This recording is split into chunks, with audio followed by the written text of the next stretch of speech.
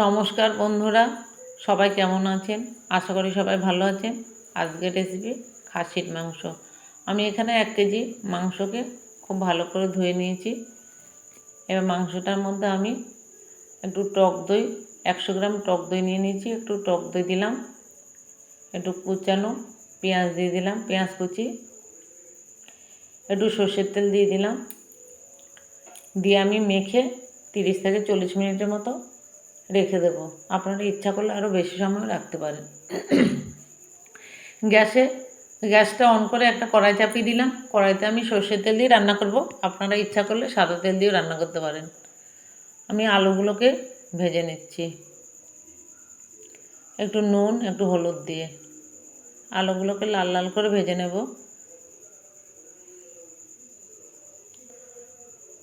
আলুগুলো দেখুন ভাজা হয়ে গেছে। আমি আবার একটু পেঁপে দিয়ে দেব। একটু পেঁপে দিয়ে 2 মিনিটের মতো নেড়ে চেড়ে নেব। দিয়ে আলুগুলো ভাজা হয়ে গেছে, আমি এবার তুলে নেব। পেঁপে খুব একটা ভাজবো না, ওই আলু ভাজা তেলের কড়াইতে আমি রান্নাটা করব। আর একটু তেল দিয়ে দিয়েছি, 2টো তেজপাতাকে ফোড়নে দিয়ে দিলাম। এবার পেঁয়াজ দিয়ে দিলাম। পেঁয়াজটাকে 2 মিনিটের মতো নেড়ে চেড়ে নেব।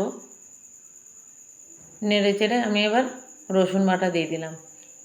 এবার রসুন বাটা আর পেঁয়াজটাকে খুব ভালো করে লাল লাল করে কষিয়ে নেব। দেখুন খুব সুন্দর লাল লাল করে কষানো হয়ে গেছে। এবার আদা বাটা দিয়ে দিলাম, শুকনো লঙ্কার গুঁড়ো এবং কাঁচা লঙ্কা বাটা, গোলমরিচ বাটা দিয়ে দিলাম।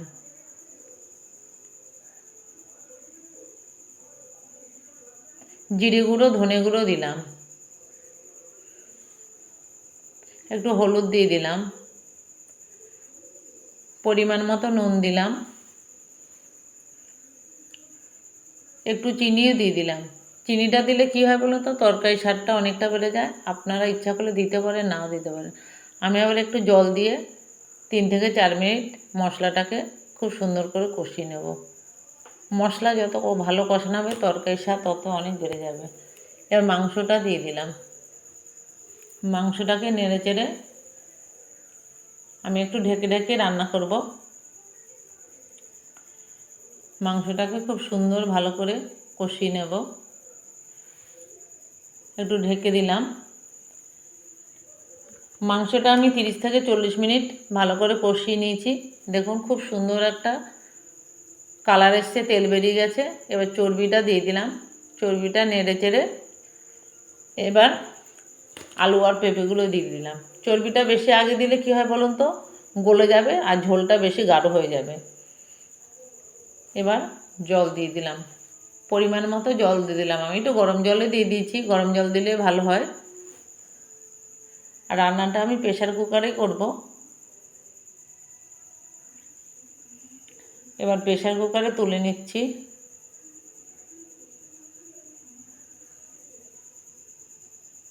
প্রেশার কুকারে রান্না করলে কী হয় বলুন তো, তরকারির স্বাদটা অনেকটাই বেড়ে যায়। আর বিশেষ করে খাসির মাংস নরম হয়। এবার একটু গরম মশলা দিয়ে প্রেশার কুকারে ঢাকনাটা আটকে দেবো। গ্যাসটা অন করে প্রেশার কুকারটা বসিয়ে দিলাম।